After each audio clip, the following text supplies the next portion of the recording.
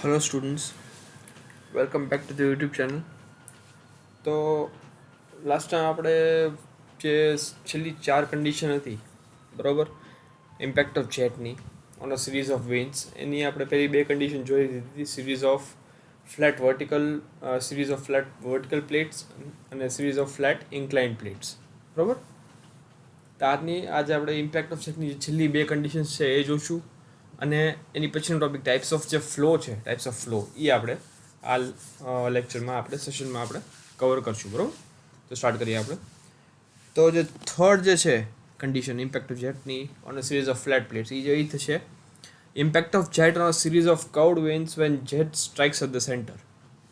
એટલે વ્હીલની પેરીફેરી ઉપર સિરીઝ ઓફ કર્વડ વેન્સ, જે વળેલી જે વેન્સ છે, બરાબર, કર્વડ વેન્સ, એ આપણે એની સિરીઝ મૂકેલી છે એક વ્હીલની પેરીફેરી આજુબાજુ, બરાબર. ને એની ઉપર જે જેટ છે એ સ્ટ્રાઇક થાય છે, પણ ક્યાં આગળ? એ વેનના સેન્ટર ઉપર, વેનના મધ્ય ભાગ ઉપર અથડાય છે જે જેટ છે એ. તેની માટે આપણે આગળ જોઈએ તો એની સૌથી પહેલાં આપણે જો મેં કીધું કે પહેલાં force in x direction find કરશું, પછી આમાં મૂવિંગ વેન છે એટલે આપણે વર્ક ડન ફાઇન્ડ કરશું, અને થર્ડ વસ્તુ આપણે એફિશિયન્સી ફાઇન્ડ કરશું, કાર્યક્ષમતા, બરાબર. તો સૌથી પહેલાં આપણે સ્ટાર્ટિંગ તો ત્યાંથી જ થશે કે ક્યુ જે છે quantity of water issuing from the nozzle, બરાબર. નોઝલમાંથી કેટલું પાણીનો જથ્થો નીકળે છે, બરાબર. તો ક્યુ બરાબર એ વી, જે તમારું થશે વોલ્યુમ ફ્લો રેટ, બરાબર, મીટર ક્યુબ પર સેકન્ડમાં તમને મળશે.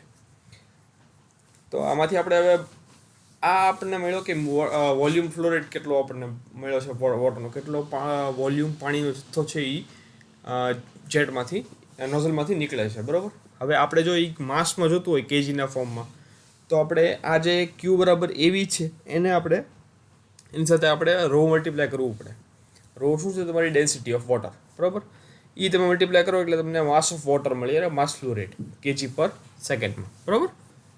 તો પહેલે જે આપણે જે વેન છે, બરાબર, પહેલે બી કન્ડિશનમાં પ્લેટ હતી, આમાં આપણે વેન કન્સિડર કરી છે કર્વડ વેન, બરાબર. તો કર્વડ વેનની વેલોસિટી, પેરીફેરલ વેલોસિટી આપણે સ્મોલ યુ કન્સિડર કરીએ, યુ મીટર પર સેકન્ડ, બરાબર. તો ઓબ્વિયસલી જે રિલેટિવ વેલોસિટી છે એ થશે તમારી વી માઇનસ યુ, બરાબર.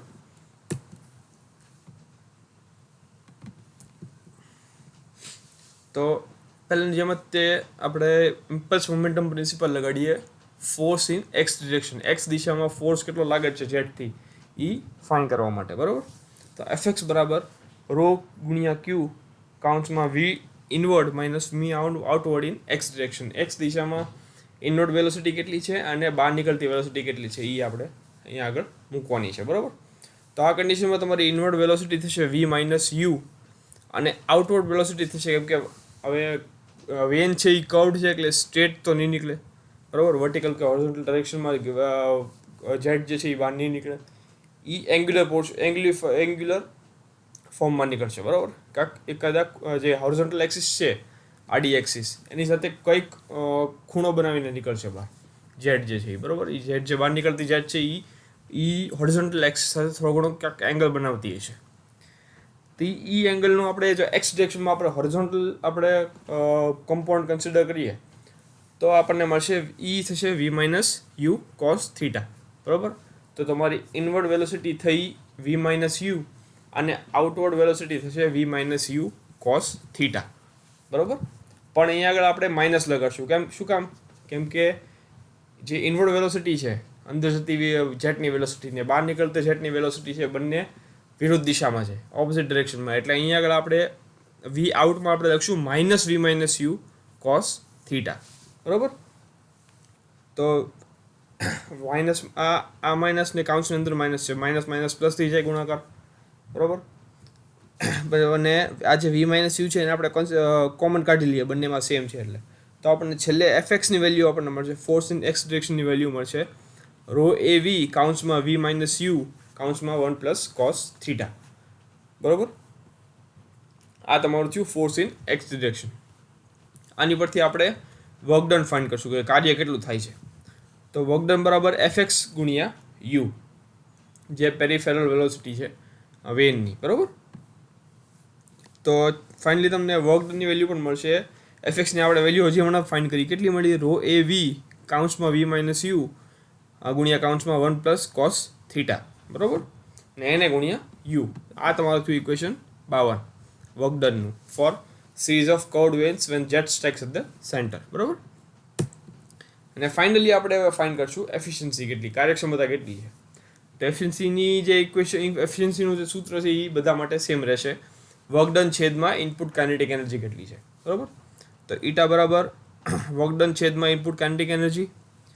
વર્ક ડન આપણને ખ્યાલ છે કેટલું છે? રો એ વી ગુણ્યા V minus U 1 plus cos theta ગુણ્યા યુ. એ તમારું થયું વર્ક ડન, ને છેદમાં 1/2 રો એ વી ક્યુબ, બરાબર. એ આપણે ખ્યાલ છે કઈ રીતે આપણને મળ્યું, કેમ કે કાઇનેટિક એનર્જી છે એનું ઇક્વેશન થાય 1/2 એમ કેપિટલ વી સ્ક્વેર, બરાબર. પણ એમ આપણને ખ્યાલ છે કેટલું છે, આપણે હમણાં ફાઇન્ડ કર્યું, એમ બરાબર રો એ વી. એ મેં એની અંદર ઇક્વેશનમાં મૂકો કાઇનેટિક એનર્જીના ઇક્વેશનમાં, એટલે તમને છેલ્લે મળે 1/2 રો એ વી ક્યુબ, બરાબર. તો અહીં આગળ એ તમે મૂક્યો રો એ વી ક્યુબ ભાગ્યા 2, એ તમારું થયું કાઇનેટિક એનર્જી ઇનપુટ. તો આ ઇક્વેશનમાં પણ આપણે રો એ વી છે બંને અંશમાં અને છેદમાં બંનેમાં એક થોડું કોમન નીકળે છે, એટલે એ કેન્સલ થઈ ગયું, બરાબર. 2 જે છે અહીંયા આગળ, આ જે 2 છે એ તમારા છેદમાં છે, એટલે એ અંશમાં વ્યૂ છે. તો ફાઇનલી તમને ઇક્વેશન એફિશિયન્સીનું મળશે આ કન્ડિશન માટે. ઈટા બરાબર 2 ગુણ્યા યુ કાઉન્સમાં વી માઇનસ યુ ગુણ્યા કાઉન્સમાં 1 પ્લસ કોસ થીટા છેદમાં વી સ્ક્વેર, બરાબર. આ તમારું થયું equation 53. Efficiency for impact of jet on a series of curved vanes when jet strikes at the centre, બરાબર. હવે આ કન્ડિશન છે એ આ જે કન્ડિશન તમે જુઓ છો એ આ ચેપ્ટરની ઇમ્પેક્ટ ઓફ જેટની લાસ્ટ કન્ડિશન છે, બરાબર. ઇમ્પેક્ટ ઓફ જેટ એક સિરીઝ ઓફ કર્વડ વેન્સ ઉપર, જે એક વ્હીલ ઉપર આપણે પેરિફેરીમાં ગોઠવેલી છે, બરાબર. પણ કન્ડિશન આમાં જુદી છે કે આ કન્ડિશનમાં જે જેટ છે એ જે કર્વડ વેન છે એના સેન્ટરમાં, એના મધ્યમાં સ્ટ્રાઇક નહીં થાય, પણ એક છેડા ઉપર સ્ટ્રાઇક થશે અને બીજા છેડામાંથી બહાર નીકળી જશે, બરાબર. તો આપણે જે સિંગલ વેન હતી, બરાબર, સિંગલ કર્વડ વેનની આવી કન્ડિશન હતી જ્યારે એક છેડે અથડાતી ને બીજા છેડેથી નીકળી જતી બહાર. તેની માટે આપણે વેલોસિટી ટ્રાયંગલ બનાવ્યા હતા, તમને ખ્યાલ હોય તો, બરાબર. એની પરથી આપણે flow velocity, whirl velocity, relative velocity બધી આપણે વસ્તુ ફાઇન્ડ કરી હતી, બરાબર. તો આમાં આપણે એમાં એ જ રીતે સેમ કરવાનું છે. તમે ફિગરમાં તમે જોઈ શકો છો કે સિરીઝ ઓફ વેન્સ છે આપણે લગાડેલી છે અહીંયા આગળ, બરાબર. ને જેટ છે એ આ છેડા નીચેના છેડા ઉપર અથડાય છે ને ઉપરના છેડેથી બહાર નીકળી જાય છે, બરાબર. ને બધાની જેમ આમાં પણ જે અરેન્જમેન્ટ છે વેન્સની એ રીતે કરવામાં આવી છે. કોઈ પણ સમયે એક વેન તો હંમેશા જેટની સામે જ હોય, બરાબર. જેટ કોઈ દિવસ હવામાં અથડાશે નહીં, કોઈ પણ સમયે એક જેટ તો એની સાથે જેટની સામે હશે જ, જેટના કોન્ટેક્ટમાં હશે જ, બરાબર. તો આમાં ફરીથી આપણે જે યુઝ્યુઅલ નોટેશન્સ છે આપણે એ પ્રમાણે આગળ વધીએ તો ઇન્વર્ટ હવે અને યુઝ્યુઅલ નોટેશન્સ અને ઇન્વર્ટ જે ફ્લો છે એની રેડિયલ અરેન્જમેન્ટ આપણે કન્સિડર કરીએ, બરાબર. કે ઇન્વર્ટ જે ફ્લો થાય છે એ રેડિયલી થાય છે, એક્ચ્યુઅલી નહીં. એક્સિસને પરપેન્ડિક્યુલર થાય છે, જે એક્સિસ છે હોરિઝોન્ટલ એક્સિસ, બરાબર. અથવા તો જે વેનની એક્સિસ છે એને 90 અંશે થાય છે. એ આપણે અરેન્જમેન્ટ એવી કન્સિડર કરીએ તો કેપિટલ આર થશે તમારું ઇનલેટ રેડિયસ અથવા તો outer radius of the wheel, બરાબર.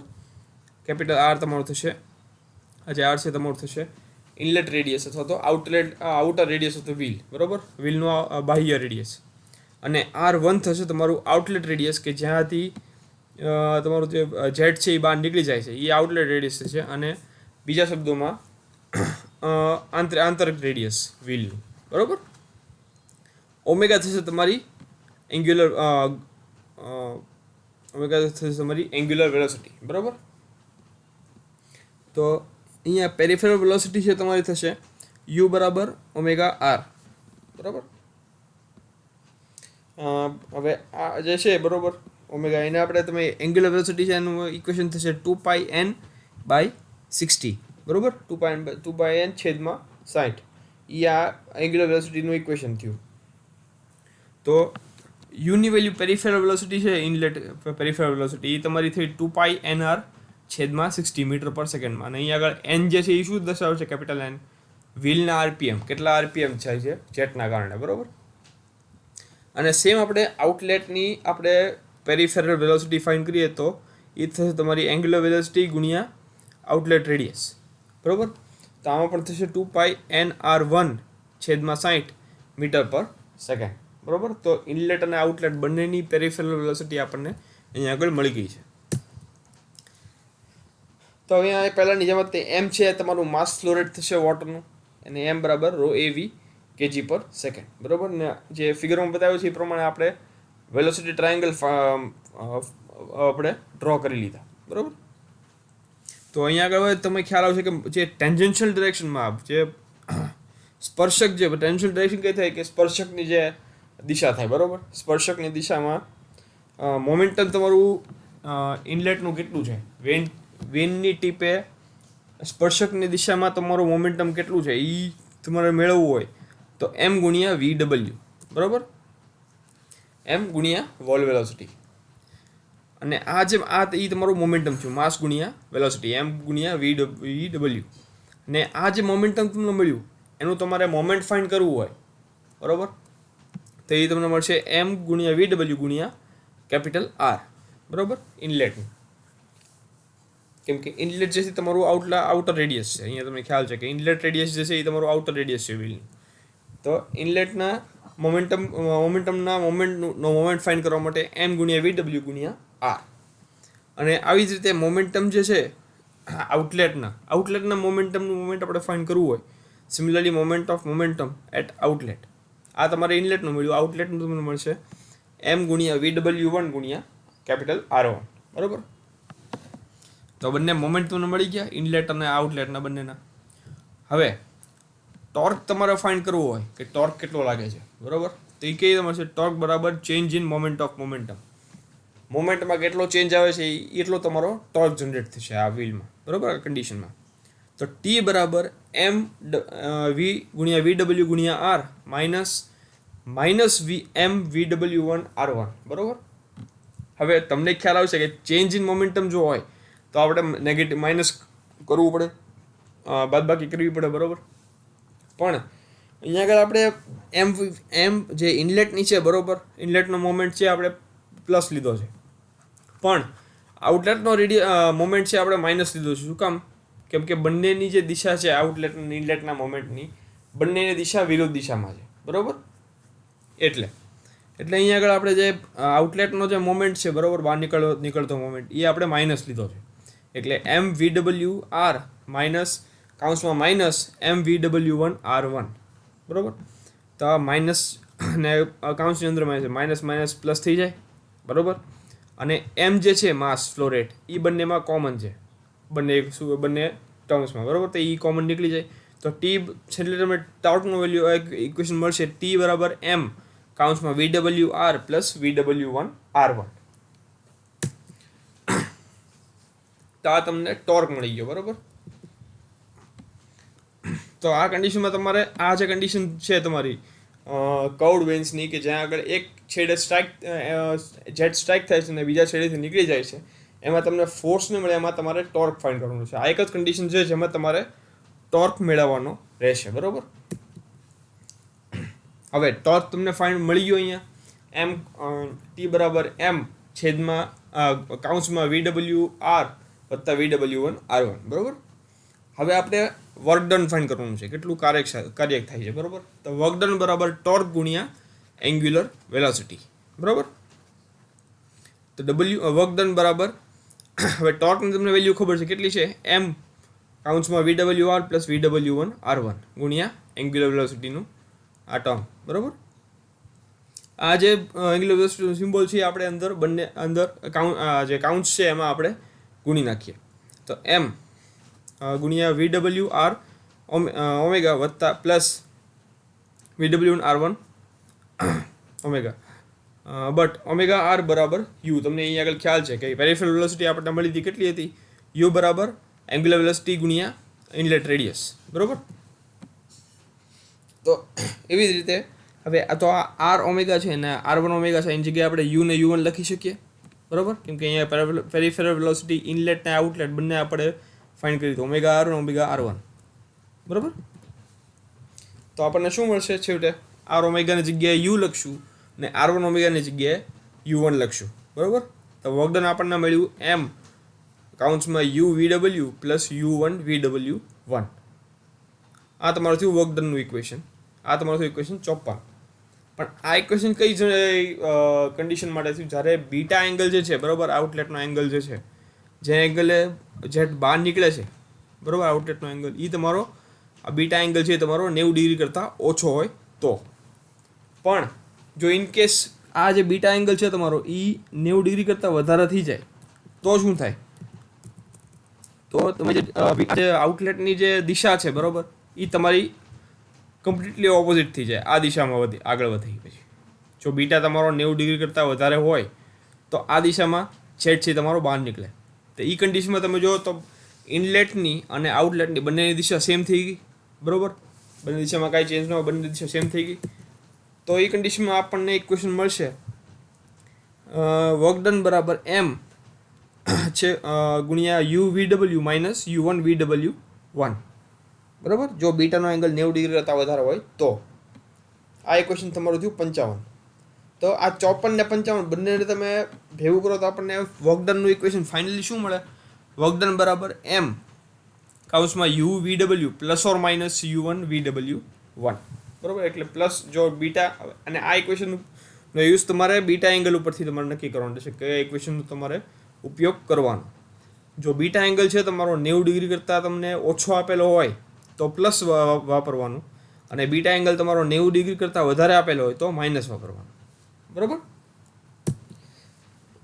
વર્ક ડન આપણને મળી ગયું, ટોર્ક મળી ગયો, વર્ક ડન મળી ગયું. હવે આપણે ફાઇન્ડ કરશું એફિશિયન્સી, કાર્યક્ષમતા, બરાબર. તો આમાં પણ સેમ ઇક્વેશન રહેશે, એફિશિયન્સી બરાબર વર્ક ડન છેદમાં ઇનપુટ કાઇનેટિક એનર્જી, બરાબર. તો વર્ક ડન તમને હમણાં જ આપણે ફાઇન્ડ કર્યું, કેટલું મળ્યું? એમ કાઉન્ટ્સમાં UVW plus or minus UVW plus or minus U1 VW1 છેદમાં કાઇનેટિક એનર્જીનું ઇક્વેશન 1/2 mv², બરાબર. તો આ ઇક્વેશનમાં તમે જુઓ તો એમ અંશમાં ને છેદમાં છે બંનેમાં જાય એટલે એ કેન્સલ થઈ ગયું. આ જે 2 છે એ છેદમાં છે એટલે અંશમાં આવી જાય. એટલે ફાઇનલી તમને એફિશિયન્સીનો સૂત્ર મળશે 2 છેદમાં UVW plus or minus U1 VW1 છેદમાં V². Sorry, 2 કાઉન્ટ્સમાં UVW plus U1 VW1 છેદમાં V², બરાબર. આ તમારું ફાઇનલ એફિશિયન્સીનું ઇક્વેશન થયું. કઈ કન્ડિશન માટે? સિરીઝ ઓફ કર્વડ વેન્સ એક વ્હીલ ઉપર લગાડેલી હોય અને જેટ જે એક છેડે સ્ટ્રાઇક થાય અને બીજા છેડેમાંથી નીકળી જાય, બરાબર. આ તમારું થયું ઇક્વેશન 57. તો અહીંયા આગળ તમારી જે ઇમ્પેક્ટ ઓફ જેટની જેટલી કન્ડિશન્સ છે, બરાબર, એ બધી પૂરી થાય છે અહીંયા આગળ, બરાબર.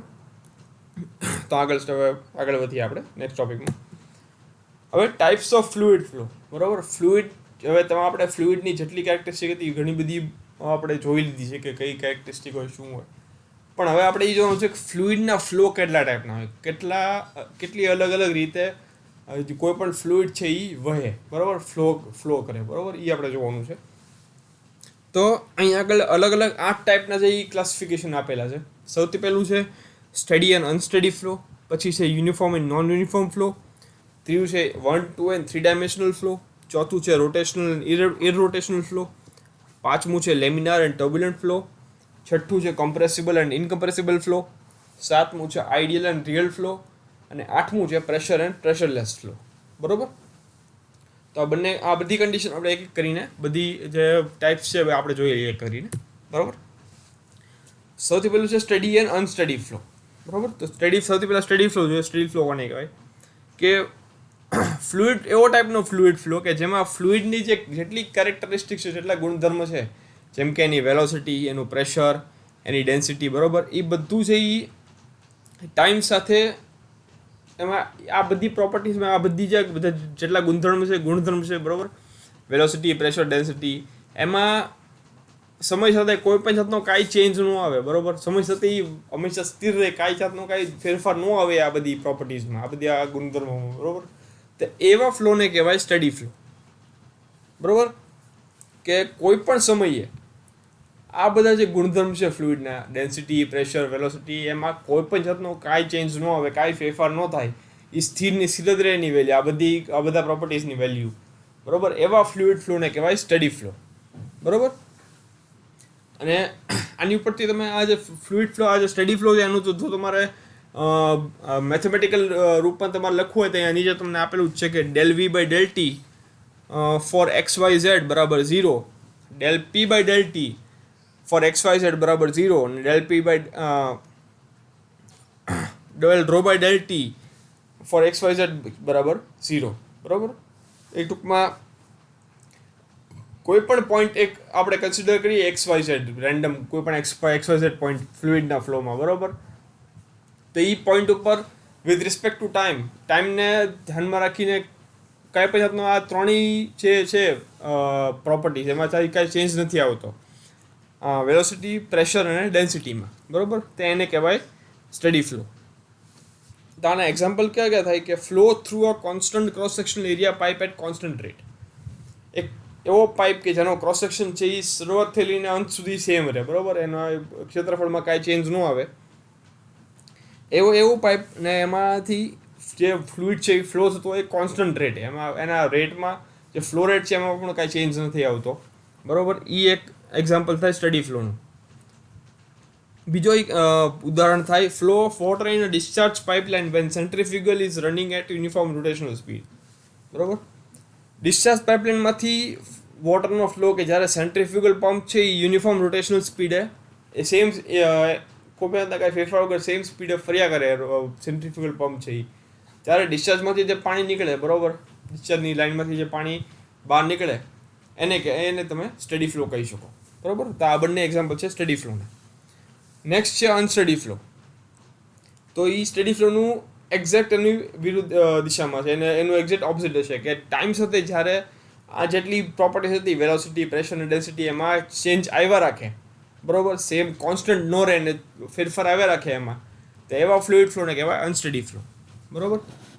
તો અનસ્ટડી ફ્લો માટે શું આવશે, ઉપર જે મેથેમેટિકલ રિલેશન થઈ જશે, પણ ખાલી ફેરફાર એટલો હશે કે આમાં અહીંયા આગળ નોટ ઇક્વલ ટુ આવશે. Del V by del T for x Y Z not equal to 0, del P by del T for x Y Z not equal to 0, અને del P by del T for x Y Z not equal to 0. અહીંયા del પી આ જે જેટલા ડેલના જે differentiation છે, બરાબર, એ બધા શું બતાવે છે, ચેન્જ ઇન આ del V by del T છે તો એ શું બતાવે, change in velocity with respect to ટાઈમના રેફરન્સ રાખીને વેલોસિટીમાં કેટલો ચેન્જ આવે છે એ del V by del T બતાવે છે, બરાબર. તો એ જે પહેલી કન્ડિશન હતી એમાં 0 હતું એટલે ચેન્જ નથી આવતો કંઈ, આમાં નોટ ઇક્વલ ટુ 0 છે એટલે ચેન્જ આવે છે. સેમ અહીંયા del P by del T શું બતાવશે, change in pressure with respect to ટાઈમના રેફરન્સમાં પ્રેશરમાં કેટલો ચેન્જ આવે છે, બરાબર. તો એ અહીંયા આગળ 0 છે, ઇક્વલ ટુ 0 છે એટલે આમાં કાંઈ ચેન્જ નહીં આવે, અને અહીંયા આગળ નોટ ઇક્વલ ટુ 0 છે એટલે આમાં ચેન્જ આવશે. અને સેમ અહીંયા આગળ del rho by del T for x Y z એ શું બતાવે, change in density with respect to time, સ્નિગ્ધતામાં કેટલો ફેરફાર આવે છે ટાઈમના રેફરન્સમાં, બરાબર. તો અહીંયા આગળ બરાબર 0 છે એટલે ચેન્જ નથી થતો, અહીંયા નોટ ઇક્વલ ટુ 0 છે એટલે ચેન્જ થશે, બરાબર. તો હવે અનસ્ટડી ફ્લોના એક્ઝામ્પલ ઉદાહરણ આપણે જોઈએ તો flow through pipe whose valve is being open and or closed gradually, બરાબર. એવા પાઇપમાંથી જે પાણીનો ફ્લુઇડનો ફ્લો થતો હોય કે જેનો વાલ છે એ ધીમે ધીમે ખોલાય અથવા ધીમે ધીમે બંધ થતો હોય, બરાબર. એવો પાઇપ કે જેનો તમે વાલ ધીમે ધીમે ખોલો છો, ધીમે ધીમે બંધ કરો, તેમાંથી જે ફ્લો થતો હોય ફ્લુઇડ, એ કોઈ પણ ફ્લુઇડ હોય પછી તેને કહેવાય અનસ્ટડી ફ્લો, બરાબર. બીજું ઉદાહરણ થાય કે flow of water in the suction delivery pipes of a reciprocating pump.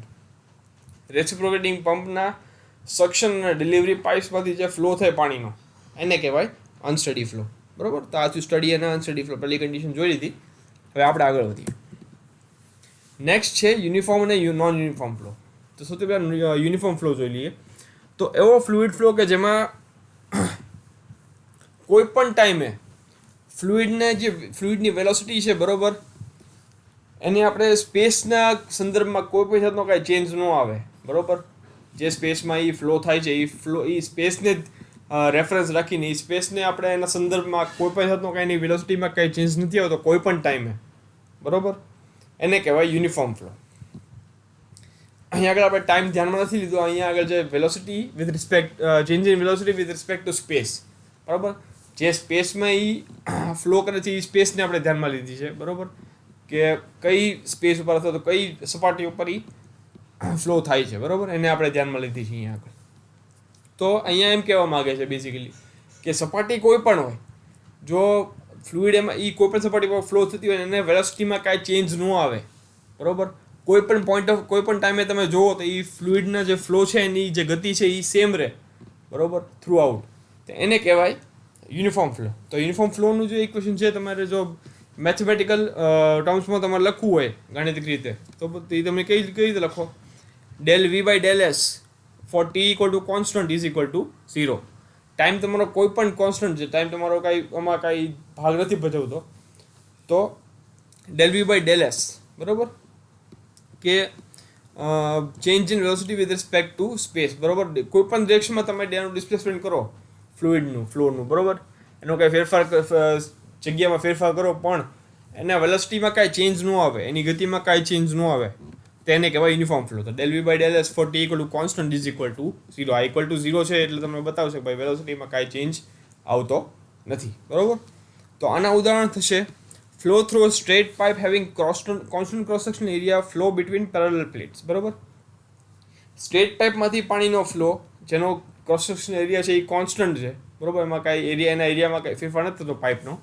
અને બીજો થશે ફ્લો બિટવીન પેરેલલ પ્લેટ્સ, બે પેરેલલ પ્લેટ રાખી લ્યો, બે સમાંતર પ્લેટ, એ બંને પ્લેટની વચ્ચે જે ફ્લો થતો હોય એને કે તમે યુનિફોર્મ ફ્લો કહી શકો, બરાબર.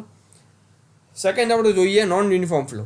તો આનું જે યુનિફોર્મ ફ્લોની કન્ડિશન હતી એની સાવ વિરુદ્ધ, એની સાવ ઓપોઝિટ આપણે કન્ડિશન આપણે અહીંયા કન્સિડર કરીશું કે કોઈ પણ ટાઈમે સ્પેસના સંદર્ભમાં જો ફ્લુઇડ ફ્લોની વેલોસિટીમાં કાંઈ પણ ફેરફાર આવે, જો ફેરફાર થાય એની ગતિમાં, તો એને કહેવાય નોન યુનિફોર્મ ફ્લો. તો અહીંયા આગળ ઉપર જેમ હતું તે del V by del S for T equal to constant is equal to 0. તો અહીંયા આગળ આવશે del V by del S for T equal to constant is not equal to 0, બરાબર. અહીંયા આગળ તમારું ડેલ વી થશે તમારું ચેન્જ ઇન વેલોસિટી અને ડેલ એસ થશે ડિસ્પ્લેસમેન્ટ ઇન એની ડિરેક્શન. કોઈ પણ દિશામાં જો ડિસ્પ્લેસમેન્ટ થાય ફ્લુઇડનું, બરાબર, તો એ તમારું ડેલ એસથી જણાવે કે ફ્લુઇડ ફ્લો વખતે કોઈ પણ દિશામાં જો એનું ડિસ્પ્લેસમેન્ટ થાય, કાંઈ પણ જાતનું કાંઈ ફેરફાર થાય એનીમાં ફ્લોમાં, બરાબર. તો અહીંયા આગળ તમારું ઇક્વલ ટુ 0 થશે અને અહીંયા આગળ નોટ ઇક્વલ ટુ 0 થશે. એટલે અહીંયા એવું દર્શાવે છે કે ફેરફાર છે એ થાય છે વેલોસિટીમાં, બરાબર. અને આના એક્ઝામ્પલ છે flow through a pipe of constant cross section area at an increasing or decreasing rate. હવે આ કન્ડિશન આમાં એક ઉદાહરણ શું આપેલું છે કે કોન્સ્ટન્ટ ક્રોસ સેક્શન એરિયા નો પાઇપ છે જેનો ક્ષેત્રફળ છે ક્રોસ સેક્શન એરિયા એ થ્રુ આઉટ સરખો છે અને એમાંથી જે ફ્લો થાય છે એ ઇન્ક્રીઝિંગ ઓર ડિક્રીઝિંગ રેટ, જેમ કાં તો એ જે ફ્લો છે એ ધીમે ધીમે વધતો જાય છે અથવા ધીમે ધીમે ઘટતો જાય છે ફ્લો છે એ ફ્લુઇડનો એ પાઇપમાંથી. તો એ આનું ઉદાહરણ છે નોન યુનિફોર્મ ફ્લોનું. તો હવે આપણે બીજી કન્ડિશન જોઈ લીધી, હવે ત્રીજી જોઈએ. ત્રીજી કન્ડિશન છે 1, 2 and 3 ડાયમેન્શનલ ફ્લો, બરાબર. તો આમાં આપણે એક કરીને બધા જોઈ લઈએ. સૌથી પહેલું છે 1 ડાયમેન્શનલ ફ્લો. તો એવો ટાઈપનો ફ્લો કે જેમાં ફ્લો પેરામીટર જેમ કે વેલોસિટી વેરિએશન છે, બરાબર, વેલોસિટીનો ફેરફાર છે, એને આપણે કન્સિડર કરીએ એ કન્ડિશનને, એ પેરામીટરને કન્સિડર કરીએ તો એવો ટાઈપનો ફ્લો કે જેમાં વેલોસિટીનું વેરિએશન છે, વેલોસિટીમાં જે ફેરફાર થાય છે એ એક જ દિશામાં થાય, બરાબર. જે ફ્લોની જે દિશામાં ફ્લો થાય છે ફ્લુઇડ એ જ દિશામાં વેલોસિટીનો ફેરફાર થાય અને બાકીની જે બે જે 90 અંશની જે દિશા છે બીજી બે, બરાબર, એ દિશામાં જે ફેરફાર થાય છે એ જરૂરી નથી તો સાવ ઓછું છે, તેને કહેવાય 1 ડાયમેન્શનલ ફ્લો, બરાબર. ફોર એક્ઝામ્પલ આપણે એક્ઝામ્પલ માટે તમને જો સમજાવવા માટે કરું તો એવું આપણે માનીએ કે એક ફ્લુઇડનો ફ્લો છે એ એક્સ દિશામાં થાય છે, બરાબર. એક્સ દિશામાં ફ્લુઇડનો ફ્લો થાય છે તો એક્સ દિશામાં આપણે જે વેલોસિટીમાં જે ફેરફાર થાય છે ગતિના ફેરફાર એ આપણે કન્સિડર કરીએ ને વાય અને ઝેડમાં જે ગતિના ફેરફાર થાય છે ફ્લુઇડના ફ્લોના, બરાબર, એને આપણે કાં તો કન્સિડર ન કરીએ કાંઈ જે ફેરફાર હોય ખૂબ જ ઓછા હોય કે જેને તમે એને નકારી શકો. તે એવા જે આ ટાઈપનો જે ફ્લો છે ફ્લુઇડનો એને તમે વન ડાયમેન્શનલ ફ્લો કહેશો, બરાબર. આ કન્ડિશનમાં વેલોસિટી જે છે એ શેનો ફંક્શન હશે? ખાલી ટાઈમનો અને વન સ્પેસ કોર્ડિનેટનો. એક જ કોર્ડિનેટ. પહેલાં તો વેલોસિટી છે એ શેનો ફંક્શન છે? આ કન્ડિશનમાં સમયનો એક ફંક્શન હશે અને એક સિંગલ સ્પેસ કોર્ડિનેટનો. બાકીના બે કોર્ડિનેટનો કાંઈ ફેરફાર કાંઈ જરૂરી તમને પડશે નહીં. તો આની માટે જો તમારે ઇક્વેશન લખવું હોય, બરાબર, મેથેમેટિકલ ટર્મ્સમાં તમારે લખવું હોય તો તમે એમ લખ્યું છે યુ બરાબર એફ ઓફ એક્સ અને વી બરાબર 0 અને ડબલ્યુ બરાબર 0. જે અહીંયા આગળ તમારું યુ વી ને ડબલ્યુ શું બતાવે છે? Velocity compounds in X Y and Z directions respectively, બરાબર. જે ગતિ થાય છે ફ્લુઇડની એની એક્સ વાય ને ઝેડ ડિરેક્શન્સમાં કેટલી ગતિ છે એ તમને બતાવે છે યુ વી ને ડબલ્યુ. તો આમાં તમારું જે છે એ એક જ દિશામાં ફેરફાર થાય એટલે યુ બરાબર એફ ઓફ એક્સ અને વી ડબલ્યુ તમારું 0 થશે, બરાબર. કેમ કે આમાં કાંઈ ફેરફાર તો આપણે ગણકારવાનું નથી એટલે. તો આ તમારું થયું વન ડાયમેન્શનલ ફ્લો. અહીંયા તમે ફિગરમાં પણ જોઈ શકો છો કે એક્સ દિશામાં આપણું જે છે એ ફેરફાર થાય છે, બાકી વાય ને ઝેડમાં શું ફેરફાર થાય છે ગતિમાં એ આપણે કાંઈ જાણવાનું નથી, બરાબર. ને આ તમારું એક પર્ટિક્યુલર સ્ટ્રીમ લાઇનમાં એક પર્ટિક્યુલર દિશામાં તે તમારું બતાવે છે, બરાબર. તો આ તમારું થયું વન ડાયમેન્શનલ ફ્લો. સેકન્ડ છે તમારું ટુ ડાયમેન્શનલ ફ્લો. તો વન ડાયમેન્શનલમાં શું હતું કે એક દિશામાં આપણે જે ગતિમાં ફેરફાર થતા એને આપણે કન્સિડર કરતા. આમાં આપણે બે દિશામાં કન્સિડર કરશું અને ત્રીજી જે દિશા છે, બરાબર, એની ગતિના ફેરફાર આપણે ગણ કરશું નહીં, બરાબર. તો એને કહેવાય આપણે ટુ ડાયમેન્શનલ ફ્લો. તો આ કન્ડિશનમાં આપણે મેથેમેટિકલ ટર્મ્સમાં આપણે ઇક્વેશન લખીએ તો શું થાય? યુ બરાબર f1 ઓફ એક્સ વાય, વી બરાબર f2 ઓફ એક્સ વાય અને ડબલ્યુ બરાબર 0. કેમ કે આપણે બંને આપણે બે દિશા ત્રણમાંથી જે ત્રણ દિશા છે એક્સ વાય ને ઝેડ, એમાંથી આપણે બે દિશામાં ગતિના ફેરફાર આપણે કન્સિડર કર્યા છે, બરાબર.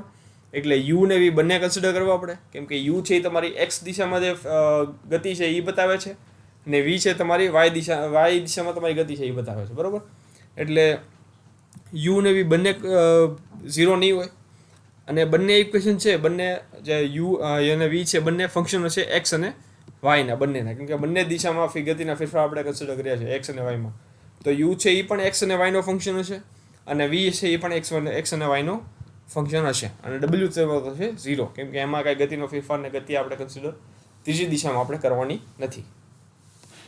આ જે ટુ ડાયમેન્શનલ ફ્લો છે એના ઉદાહરણ થશે flow over notch and weir, બરાબર. નોચ અને વિયર ઉપરથી કેટલો શું કે ટાઈપનો ફ્લો થાય છે એ, અને બે પેરેલલ પ્લેટ વચ્ચેનો જે વિસ્કસ ફ્લો છે, બરાબર, વિસ્કસ લિક્વિડનો ફ્લો છે બે સમાંતર પ્લેટ વચ્ચેનો, એ ટુ ડાયમેન્શનલ ફ્લો બતાવે છે. જો આ જે તે વિયર છે એ આ ટાઈપનું હોય, બરાબર. એની ઉપરનું જે ફ્લો થાય છે, બરાબર. તો આ તમે આ વેવ કન્સિડર કરો તો આમાં તમારે એક્સ દિશામાં પણ ફેરફાર થાય છે ને વાય દિશામાં પણ ફેરફાર થાય, થોડું ઊંચું થયું, બરાબર. તો બંનેમાં ગતિમાં ફેરફાર થયો છે બંને દિશામાં. અને આ તમારું થયું એક એરોફોઇલ છે એની આજુબાજુ ટુ ડાયમેન્શનલ ફ્લો થાય છે ફ્લુઇડને, બરાબર. તો આ એ તમારું થયું ટુ ડાયમેન્શનલ ફ્લો. હવે થ્રી ડાયમેન્શનલ ફ્લો જોઈ લઈએ. તો વન ડાયમેન્શનમાં આપણે એક દિશા કન્સિડર કરી હતી, ટુ ડાયમેન્શનમાં આપણે બે દિશા કન્સિડર કરી હતી, થ્રી ડાયમેન્શનમાં આપણે ત્રણેય દિશા કન્સિડર કરશું કે ત્રણેય દિશામાં ગતિ કેટલી છે અને ગતિના ફેરફાર કેટલા છે ફ્લુઇડ ફ્લોના, બરાબર. એ તમારું થયું થ્રી ડાયમેન્શનલ ફ્લો. તો અહીંયા આગળ જે તમારું મેથેમેટિકલ ફોર્મ્યુલા છે શું થશે? યુ બરાબર f1 of x Y z, V બરાબર f2 of x Y z ને ડબલ્યુ બરાબર f3 of x Y Z. કેમ કે આમાં આપણે ત્રણેય દિશાની ગતિ ને ત્રણેય દિશામાં ગતિના ફેરફાર બધા કન્સિડર કરીએ છીએ, બધાને આપણે ધ્યાનમાં લીધા છે એટલે, બરાબર. આના એક્ઝામ્પલ તમારો થશે flow at inlet of nozzle. નોઝલના નોઝલ તમે જોવો કોઈ પણ, બરાબર, તો એની ઇનલેટે કેટલો ફ્લો થાય છે એ. રિવરમાં નદીમાં શું ફ્લો થાય છે એ તમારો થ્રી ડાયમેન્શનલ ફ્લો છે, કેમ કે આમાં ત્રણેય દિશામાં તમારો ગતિનો ફેરફાર થાય છે. સેન્ટ્રીફ્યુગલ પંપ અને ટર્બાઇનની એવા મશીન્સની અંદર જે પાણીનો અથવા તો ફ્લુઇડનો ફ્લો થાય છે એ કઈ ટાઈપનો હોય છે એ પણ તમારો થ્રી ડાયમેન્શનલ ફ્લો બતાવે છે, બરાબર. તો આપણે ત્રીજી કન્ડિશન જોઈ લીધી 1, 2 and 3 ડાયમેન્શનલ ફ્લો. નેક્સ્ટ છે તમારી રોટેશનલ અને ઇરરોટેશનલ ફ્લો, બરાબર. તેમાં સૌથી પહેલાં આપણે રોટેશનલ ફ્લો જોઈ લઈએ.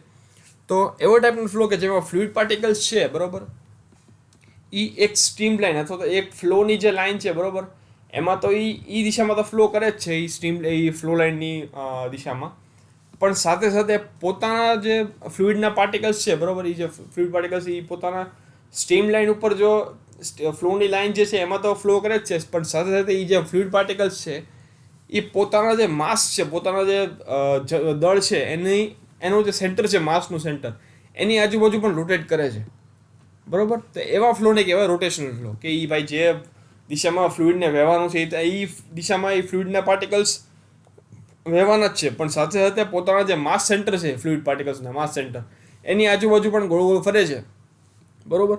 તે એને કહેવાય આપણે રોટેશનલ ફ્લો. તમે એ રીતે વિચારો કે ભાઈ ધરતી જે છે એ સૂર્યની આજુબાજુ ફરે છે, પણ સાથે સાથે પોતાની ધરીની આજુબાજુ પણ ફરે છે બરાબર. એ જ રીતે આમાં પણ જે ફ્લુઇડના પાર્ટિકલ્સ છે બરાબર, એ જે પોતાની જે ફ્લુઇડની ફ્લો લાઇન છે એ દિશામાં તો ફરે જ છે, પણ સાથે સાથે પોતાના જે માસ સેન્ટર છે એની આજુબાજુ પણ ગોળ ગોળ ગોળ ફરે છે એ ધરી ઉપર, એને કહેવાય રોટેશનલ ફ્લો બરાબર. અહીંયા તમે જોઈ શકો છો ભાઈ આ જે છે રોટેશન, આ કન્ડિશનમાં જે સ્ટ્રીમ લાઇન છે જે દિશામાં ફ્લુઇડ ફ્લો થાય છે એ આ દિશા છે, આવી રીતે અર્ધગોળાકારમાં બરાબર.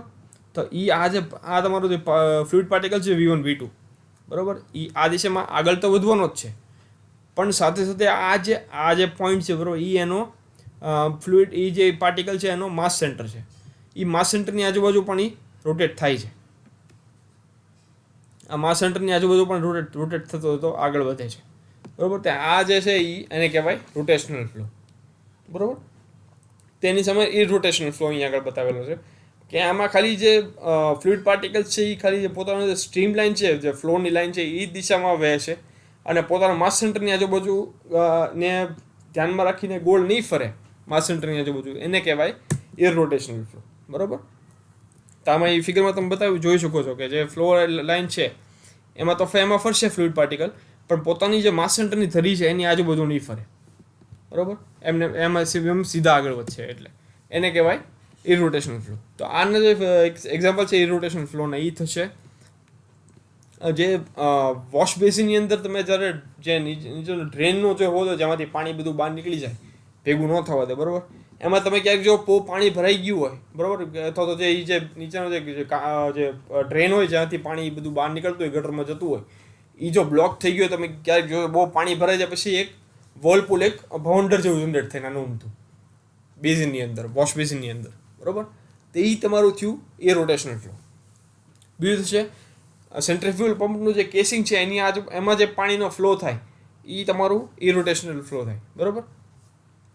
અને સ્ટેશનરી ટેન્ક છે બરાબર, જે સ્થિર ટેન્ક હોય કોઈ પણ પાણીની, એની ઉપર જો તો કોઈ ડ્રેનનો હોલ બનાવેલો હોય બરાબર, એમાં જે ડ્રેનનો હોલમાં જે ફ્લો થાય, ડ્રેનનો હોલની ઉપર જે ફ્લો થાય બરાબર, એ જે ફ્લો છે એ પણ થાય તમારો ઇરોટેશનલ ફ્લો બરાબર. તો આ તમારી ચોથી કન્ડિશન થઈ ગઈ રોટેશનલ અને ઇરોટેશનલ ફ્લો. પાંચમું છે તમારું લેમિનાર અને ટર્બ્યુલન્ટ ફ્લો. હવે આ જે કન્ડિશન છે, આ જે ક્લાસિફિકેશન છે એ ખૂબ જ અગત્યનું છે, લેમિનાર અને ટર્બ્યુલન્ટ ફ્લો. ત્યાં અત્યારે તો તમારે ખાલી ઉપર છેલ્લું જ ભણવાનું આવશે, પણ તમને આગળ જઈને પણ આ છે એ કામ તમારું આવવાનું છે. બાકી સ્ટડી ફ્લો ને એ બધું તો આ ક્યારેક આવશે ને ક્યારેક નહીં આવે, પણ લેમિનાર અને ટર્બ્યુલન્ટ છે એ ખૂબ જ અગત્યનું છે અને પૂછે છે કે એમ છે, એટલે ત્યાં ધ્યાન આપજો બરાબર. તો લેમિનાર ફ્લો છે એ શું બતાવે કે એવા ટાઈપનો ફ્લો કે જેમાં ફ્લુઇડ પાર્ટિકલ્સ છે એ એનો જે એક પાકો કરેલો જે પથ છે બરાબર, પાકો કરેલો જે રસ્તો છે બરાબર, એ જ રસ્તામાં ફ્લુઇડના પાર્ટિકલ્સ એ મૂવ થતા હોય બરાબર.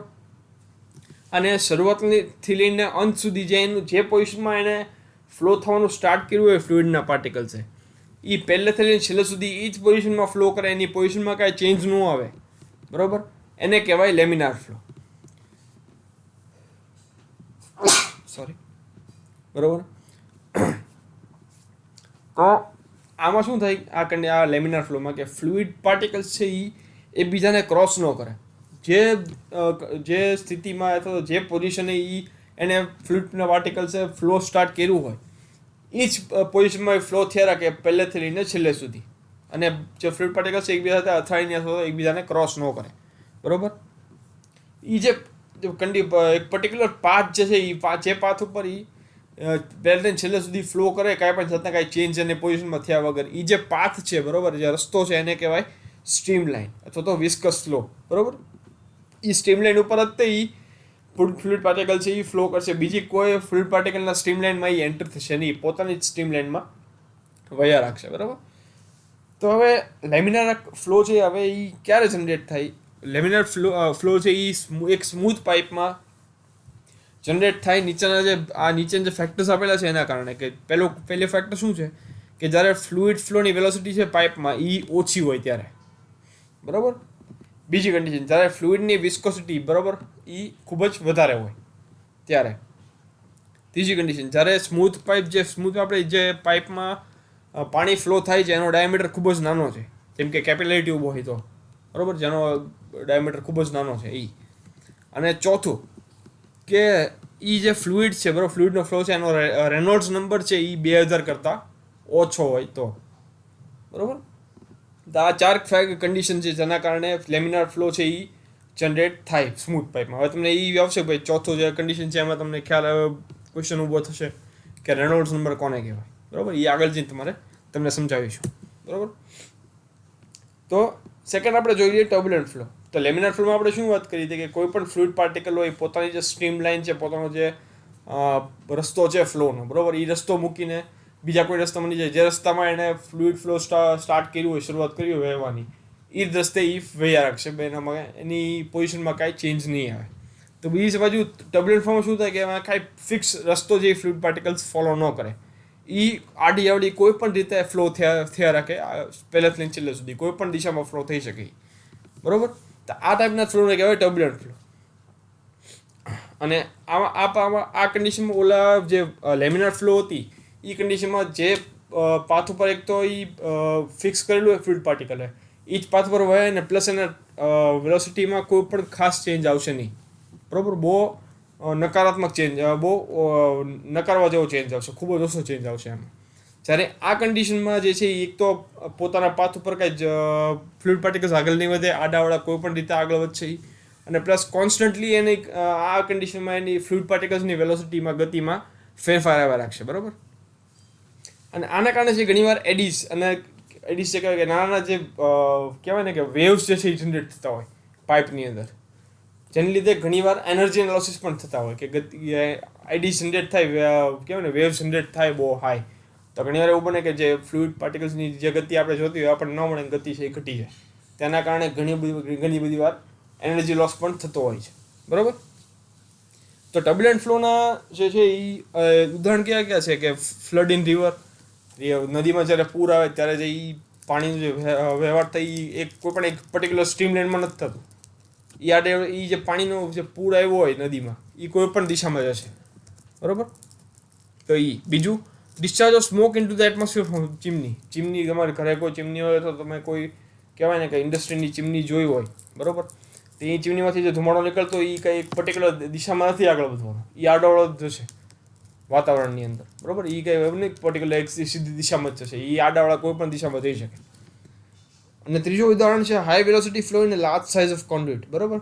મોટી સાઇઝનો પાઇપ છે એમાં ખૂબ જ વધારે ગતિએ ફ્લુઇડ આગળ વધતો હોય તો એ સીધી સ્ટ્રેટ લાઇનમાં ન જાય, આડે કોઈ પણ દિશામાં હાઈ વેલોસિટીએ જઈ શકે, બરાબર. તો એ તમારું ત્રીજું ઉદાહરણ થયું ટર્બ્યુલન્ટ ફ્લોનું. હવે આપણે જોઈએ કે રેનોલ્ડ્સ નંબર છે એ આ લેમિનાર ટર્બ્યુલન્ટ ફ્લોમાં શું ભાગ ભજવે છે, બરાબર. તો જે આપણે જે કન્ડિશન જોઈ હતી પેલી 4, બરાબર, લેમિનાર ફ્લોની એમાં જે પેલી 3 કન્ડિશન છે એની ઉપરથી પણ તમે નક્કી કરી શકો કે લેમિનાર ફ્લો છે તો ટર્બ્યુલન્ટ ફ્લો છે, કોઈ પણ ફ્લુઇડ ફ્લોનું, બરાબર. પણ સૌથી રિલાયબલ સૌથી અસરકારક જે રીત છે જાણવાની કે કોઈ પણ ફ્લુઇડ ફ્લો છે એ લેમિનાર છે કે ટર્બ્યુલન્ટ, એનો છે રીત છે રેનોલ્ડ્સ નંબરની, બરાબર. કે નોન ડાયમેન્શનલ રેનોલ્ડ્સ નંબર જે છે એની ઉપરથી તમે નક્કી કરી શકો કે લેમિનાર ફ્લો છે લેમિનાર છે કે ટર્બ્યુલન્ટ, બરાબર. તો રેનોલ્ડ્સ નંબર કોને કહેવાય કે ફ્લુઇડ ફ્લોની અંદર જે ઇનર્શિયા ફોર્સ અને વિસ્કસ ફોર્સનો રેશિયો તમે કરો, બરાબર, તો એ તમારું થયું રેનોલ્ડ્સ નંબર, બરાબર. ઇનર્શિયા ફોર્સ અને વિસ્કસ ફોર્સનો રેશિયો એ તમારો રેનોલ્ડ્સ નંબર થયો. તો તમારે ઇક્વેશન લખવું હોય તો રેનોલ્ડ્સ નંબર બરાબર ઇનર્શિયા ફોર્સ છેદમાં વિસ્કસ ફોર્સ. ઇનર્શિયા ફોર્સ તમારું થશે ρ v d, બરાબર, અને છેદમાં તમારું વિસ્કસ ફોર્સ થશે તમારું મ્યુ, બરાબર. તો હવે તમને કાઇનેમેટિક વિસ્કોસિટી તમને ખ્યાલ છે તો શું થાય મ્યુ બાય રો, તો એ ગામા થયું, બરાબર. તો આ રો બાય મ્યુ એટલે 1 ગામા થયું, બરાબર. એટલે તમને છેલ્લે મળશે RE બરાબર VD છેદમાં ગામા, જે ગામા તમારું છે મ્યુ બાય રો, બરાબર. મ્યુ બાય રો બરાબર ગામા થયું, તો અહીંયા આગળ રો બાય મ્યુ છે એટલે 1 બાય ગામા થયું. એનું આ ગામા છે અંશમાં વ્યૂ જાય, કેમ કે ઊંધું છે એટલે, બરાબર. તો આ તમારી ઇક્વેશન થઈ રેનોલ્ડ્સ નંબરની. રેનોલ્ડ્સ નંબર બરાબર VD બાય ગામા. અહીંયા આગળ રો તમારું થશે ડેન્સિટી ઓફ ફ્લુઇડ, V થશે velocity of fluid, capital D થશે ડાયામીટર ઓફ પાઇપ, મ્યુ થશે ડાયનામિક ઓર એબ્સોલ્યુટ વિસ્કોસિટી, અને ગામા થશે તમારું કાઇનેમેટિક વિસ્કોસિટી, બરાબર. તો આ બધી કન્ડિશન છે અહીંયા આગળ, જે આમાં રેનોલ્ડ્સ નંબર ફાઇન્ડ કરવા માટે તમારે જોશે. તો હવે કન્ડિશન શું છે લેમિનાર, હવે રેનોલ્ડ્સ નંબર કઈ રીતે ફાઇન્ડ કરવો આપણને મળી ગઈ, ખ્યાલ આવી ગયું કઈ રીતે ફાઇન્ડ કરવાનો. પણ રેનોલ્ડ્સ નંબર ઉપરથી આપણને ખ્યાલ કઈ રીતે આવશે કે લેમિનાર ફ્લો છે કે ટર્બ્યુલન્ટ ફ્લો, તો એ આપણે નીચે તમને આપેલું છે કે જો રેનોલ્ડ્સ નંબર છે, બરાબર, એ 2000 કરતાં ઓછો મળે તો તમને ખ્યાલ છે કે એનું જે ફ્લો છે એ લેમિનાર ફ્લો છે, બરાબર. જો રેનોલ્ડ્સ નંબર તમને 4000 કરતાં વધારે મળે તો એ થશે તમારો ટર્બ્યુલન્ટ ફ્લો. અને જો રેનોલ્ડ્સ નંબર તમને 2000 થી 4000 વચ્ચે મળે તો એમાં તમે કહી શકો એ કન્ડિશનમાં કે જે ફ્લો છે એ કાં તો લેમિનાર હોઈ શકે અથવા તો ટર્બ્યુલન્ટ હોઈ શકે, બરાબર. બંનેમાંથી ગમે એ હોઈ શકે. અને એની માટે અલગથી તમે જે ફ્લુઇડના સાયન્ટિસ્ટ છે, બરાબર, અથવા જે એન્જિનિયર્સ છે, એને આ કન્ડિશન માટે 2000 થી 4000 વચ્ચેની કન્ડિશન માટે એક અલગથી નામ આપેલું છે, જે છે ટ્રાન્ઝિશન ફ્લો, બરાબર. એટલે 2000 થી ઓછું આવે તો લેમિનાર ફ્લો, 4000 થી વધારે આવે તો ટર્બ્યુલન્ટ ફ્લો, અને 2000 થી 4000 વચ્ચે આવે તો ટ્રાન્ઝિશન ફ્લો, બરાબર. તો આ છે તમારું રેનોલ્ડ્સ નંબરનું. નેક્સ્ટ છે તમારું કમ્પ્રેસિબલ અને ઇનકમ્પ્રેસિબલ ફ્લો. તો કમ્પ્રેસિબલ ફ્લો કોને કહેવાય કે એવો ટાઈપનો ફ્લો કે જેમાં એક પોઈન્ટથી લઈને બીજા પોઈન્ટ સુધી ફ્લોની અંદર જ્યારે ફ્લુઇડની ડેન્સિટીમાં ચેન્જ આવે, બરાબર, પ્રેશર અને ટેમ્પરેચરના કારણે જ્યારે ફ્લુઇડની ડેન્સિટીમાં ચેન્જ આવે એક પોઈન્ટથી બીજા પોઈન્ટ સુધીમાં, તો એ જે ફ્લો છે એને કહેવાય કમ્પ્રેસિબલ ફ્લો. તો આ બેઝિકલી કમ્પ્રેસિબલ ફ્લોમાં ડેન્સિટી છે ફ્લુઇડની એ કોન્સ્ટન્ટ ન રહે, એમાં ચેન્જ આવ્યા રાખે, ફેરફાર આવ્યા રાખે, બરાબર. તો rho is not equal to constant. અને આનું ઉદાહરણ થશે ટર્બાઇનમાં ગેસનો ફ્લો, નોઝલમાંથી ગેસનો ફ્લો, અને નોઝલ અને ઓરિફિસમાંથી ગેસનો ફ્લો, બરાબર. ટર્બાઇન નોઝલ અને ઓરિફિસમાંથી જે ગેસનો ફ્લો થાય એ તમારો થાય કમ્પ્રેસિબલ ફ્લો. બીજી છે ઇનકમ્પ્રેસિબલ ફ્લો. તો કમ્પ્રેસિબલ ફ્લોનું સાવ ઊંધું કે એવા ફ્લો કે જેમાં એક પોઈન્ટથી લઈને બીજા પોઈન્ટ સુધી પ્રેશર અને ટેમ્પરેચરના કારણે જે ડેન્સિટી છે એમાં કોઈ પણ જાતનો કંઈ ફેરફાર ન આવે, અને છેક સુધી ફ્લુઇડની ડેન્સિટી છે એ કોન્સ્ટન્ટ રહે, કાંઈ ફેરફાર થયા વગર આગળ વધી જાય, એને કહેવાય ઇનકમ્પ્રેસિબલ ફ્લો. તો આ કન્ડિશનમાં રો છે તમારું એ કોન્સ્ટન્ટ રહેશે. અને પ્રેક્ટિકલ પર્પસીસ માટે જેટલા લિક્વિડ્સ છે, બરાબર, જેટલા પણ જે પ્રવાહી છે, જે ફ્લુઇડ તરીકે તમે જણાવી શકો, એ બધા છે એ બધાની આપણે એવું જ કન્સિડર કરવાનું કે એનો ફ્લો લિક્વિડનો ફ્લો છે એ હંમેશા ઇનકમ્પ્રેસિબલ હોય, અને એ ડેન્સિટીમાં પ્રેશર અને ટેમ્પરેચર સાથે કાંઈ પણ જાતનો કાંઈ ચેન્જ આવતો નથી, બરાબર. તો આ કન્ડિશનમાં રો બરાબર કોન્સ્ટન્ટ. અને આના ઇક્વેશન થશે નોઝલ ટર્બાઇનના પાઇપમાંથી પાણીનો જે ફ્લો થાય એ તમારો થાય ઇનકમ્પ્રેસિબલ ફ્લો, કેમ કે એમાં પ્રેશર અને ટેમ્પરેચરના કારણે પાણીની ડેન્સિટીમાં કાંઈ ચેન્જ આવતો નથી, કોન્સ્ટન્ટ રહેશે એટલે, બરાબર. નેક્સ્ટ છે તમારું આઈડિયલ અને રિયલ ફ્લો. તો આઈડિયલ ફ્લો કોને કહેવાય કે આઈડિયલ ફ્લો છે એ એક ફ્રિક્શનલેસ ફ્લો છે, બરાબર. આ ફ્લોની અંદર ફ્લુઇડના જે ફ્લુઇડ કોઈ પણ ફ્લુઇડ ફ્લો થતું હોય તેના જેટલા લેયર્સ છે એ બધા લેયર્સની એકબીજા વચ્ચે અથવા તો લેયર્સ અને જે બાઉન્ડ્રી છે જેની ઉપર અથવા તો જે સરફેસ છે જેની ઉપર એ ફ્લુઇડ ફ્લો થાય છે એ બધા વચ્ચે કોઈ પણ જાતનું કાંઈ ઘર્ષણ કે શિયર સ્ટ્રેસ જનરેટ થતો નથી, બરાબર. ઘર્ષણનો નોર્મલી ઘર્ષણ થતું હોય તો જ તે આગળ વધતું હોય, ને એ ઘર્ષણ જે છે એના કારણે શિયર સ્ટ્રેસ જનરેટ થાય બધા વચ્ચે, બરાબર, ફ્લુઇડના લેયર્સ વચ્ચે અને ફ્લુઇડ અને જે સરફેસ ઉપર ફ્લો થાય છે એની વચ્ચે, બરાબર. પણ આ કન્ડિશનમાં આપણે એવું કન્સિડર કર્યું છે કે કોઈ પણ જાતનું કાંઈ ઘર્ષણ જનરેટ નથી થતું, અને એ ઘર્ષણ નથી થતું એટલે એના કારણે કોઈ પણ જાતનું કાંઈ શિયર સ્ટ્રેસ જનરેટ થતું નથી. તેવા એવી ફ્લોને કહેવાય આઈડિયલ ફ્લો, એટલે આનું નામ આપણે આઈડિયલ ફ્લો કીધેલું છે. સેકન્ડ છે રિયલ ફ્લો. રિયલ ફ્લોમાં ફ્લુઇડની વિસ્કોસિટીના કારણે, જે સ્નિગ્ધતા છે ફ્લુઇડની, એના કારણે શિયર સ્ટ્રેસ જનરેટ થશે, બરાબર, કેમ કે જેમ જેમ સ્નિગ્ધતા હશે એમ બંને ફ્લો છે એ ધીમો પડશે. બરાબર, જેટલી સ્નિગ્ધતા વધારે એટલું જે ફ્રિક્શન ઘર્ષણ જે છે ફ્લુઇડનું લેયર્સ વચ્ચે અને ફ્લુઇડ અને સરફેસ વચ્ચે એ વધશે. જેટલું ઘર્ષણ વધશે એટલું શિયર સ્ટ્રેસ વધશે, જેટલું શિયર સ્ટ્રેસ વધશે એટલો ફ્લોની વેલોસિટી ઘટશે. બરાબર, તેવી જ રીતે આ કન્ડિશનમાં ફ્લુઇડની વિસ્કોસિટીના કારણે શિયર સ્ટ્રેસથી પિક્ચરમાં આવશે, શિયર સ્ટ્રેસ જનરેટ થશે અને આ શિયર સ્ટ્રેસ છે એ એક લેયરને બીજા લેયર ઉપર ઇઝીલી સ્લાઇડ થવા નહીં દે, ઇઝીલી વહેવા નહીં દે અને ફ્લુઇડના બે લેયર વચ્ચે ઘર્ષણ જનરેટ થશે. બરાબર, તો આ તમારું થયું રિયલ ફ્લો. પ્રેક્ટિકલ કન્ડિશનમાં તમે જુઓ, પ્રેક્ટિકલ લાઈફમાં આવે તો બધા ફ્લુઇડ છે એ હંમેશા રિયલ ફ્લો ફોલો કરતા હોય. બરાબર, કેમ કે એમાં બે ફ્લુઇડના લેયર્સ વચ્ચે કોઈ પણ જાતનું કંઈ ઘર્ષણ ન સર્જાય એવું શક્ય જ નથી. બરાબર, તો જ તે જો ઘર્ષણ થાય તો જ તે ફ્લો થઈ શકે ઇઝીલી. તો આ છે તમારો આઈડિયલ અને રિયલ ફ્લો. અને આ છે તમારી છેલ્લી કન્ડિશન, આજનો છેલ્લો ટોપિક, પ્રેશરલેસ અને પ્રેશરલેસ ફ્લો. પ્રેશર ફ્લો કોને કહેવાય કે એવો ટાઈપનો ફ્લો કે જેમાં ફ્લુઇડ મોશન છે, બરાબર, એ બધી બાજુએથી એક સોલિડ બાઉન્ડ્રીથી કવર કરેલું હોય. બરાબર, તે એવા ટાઈપના ફ્લોને કહેવાય પ્રેશર ફ્લો, કે જે એવો ફ્લો કે જેને બધી બાજુથી એક બાઉન્ડ્રી કવર કરેલી છે, એની બાઉન્ડ્રીથી બહાર એ ફ્લુઇડ ફ્લો ન થઈ શકે, તો એને કહેવાય પ્રેશર ફ્લો. આવી કન્ડિશનમાં જે ફ્લુઇડ છે એનું કોઈ પણ જાતની કાંઈ ફ્રી સરફેસ ન મળે. ફ્રી સરફેસ છે એ લિક્વિડની આ કન્ડિશનમાં સર્જાય નહીં. બરાબર, કોઈ પણ એ ફ્લુઇડની લિક્વિડની કાંઈ ફ્રી સરફેસ તમને ન મળે. અને આ ટાઈપના ફ્લોમાં આ ટાઈપનો ફ્લો છે શેના કારણે જનરેટ થાય? પ્રેશર ગ્રેડિયન્ટના કારણે. પાઇપની લેન્થની શરૂઆતથી લેન્થ સુધી જે પ્રેશરમાં છે એ ચેન્જ આવે રાખે, એના કારણે છે એ આ ટાઈપનો ફ્લો છે એ જનરેટ થાય. બરાબર, અને આનું ઉદાહરણ છે ફ્લો થ્રુ પાઇપ. પાઇપની અંદર જો પાણી વહેતું હોય તો એ તમે જોઈ શકો, તમે કહી શકો પાણી જે છે એને આજુબાજુ બધી દિશામાંથી એક બાઉન્ડ્રી કવર કરેલી છે અને એ બાઉન્ડ્રીની બહાર ફ્લો ન થઈ શકે. બરાબર, તેને કહેવાય પ્રેશર ફ્લો. બીજી બાજુ પ્રેશરલેસ ફ્લો. પ્રેશરલેસ ફ્લો છે એ એવા ટાઈપનો ફ્લો કે જેમાં લિક્વિડ જે છે, બરાબર, એને ત્રણ દિશાએથી એને બાઉન્ડ્રીએ કવર કરેલી અને ચોથી દિશા છે એ વાતાવરણ સાથે ખુલ્લી હોય. It is open two atmosphere. બરાબર, ચોથી દિશા જે છે એ ઓપન ટુ એટમોસ્ફિયર હોય અને ચોથી દિશામાં કાંઈ બાઉન્ડ્રી હોય નહીં. અને આ ટાઈપનો ફ્લોને તમે ગ્રેવિટી ફ્લો પણ કહી શકો. અને આ ટાઈપનો ફ્લો છે શેના કારણે થાય? જે ફ્લુઇડ જે છે એનો પોતાના વેટને કારણે.